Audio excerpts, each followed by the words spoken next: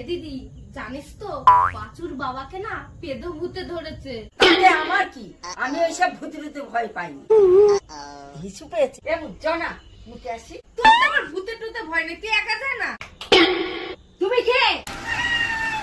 আমি কেটরি না কেটরি। তুমি আমার কবে মুড়ি?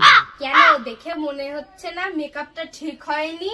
না মানে পাউডারটা কম হয়ে গেছে। চুরি করে যেটুকু পাওয়া যায়। সকালে তো খুব বলছিলিস ভূতে ভয় পায় না, এবার ভয় দেখাবো, তোকে খাবো।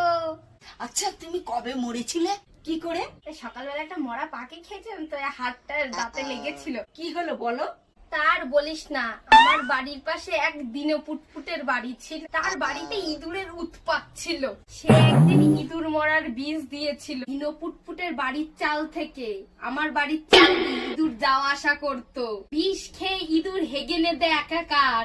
আমার চাটনির প্লেটে হেগে দিয়েছিল, ওটাকে আমি আবার চাটনি ভেবে খেয়ে নিয়েছি। তারপরেই এবার আমি তোকে খাবো। আমি কে জানো? তুই কে বল? আমি একজন ইউটিউবার। আমার একটা ইউটিউব চ্যানেল আছে, তার নাম সঞ্জয় ঘোষ। সাপোর্ট করে দিতে হবে কিন্তু। ঠিক আছে বলে দেবো।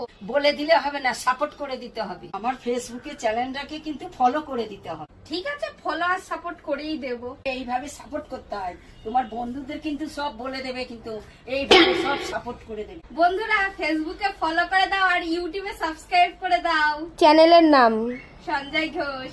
আর আমাদের চ্যানেলের পাশে সবসময় থাকবা। এবার তো সবকিছুই জানলাম, এবার তোকে খাবো। হরে কৃষ্ণ। আরে কৃষ্ণ কৃষ্ণ করে কিছু হবে না, আমি ব্রিটিশ আমলের পাদুভূত। এবার আমাকে বাঁচাবে কে? আমি কি স্বপ্ন দেখছিলাম? জোর হিসেব পেয়েছে, একেবারে সকালেই যাব।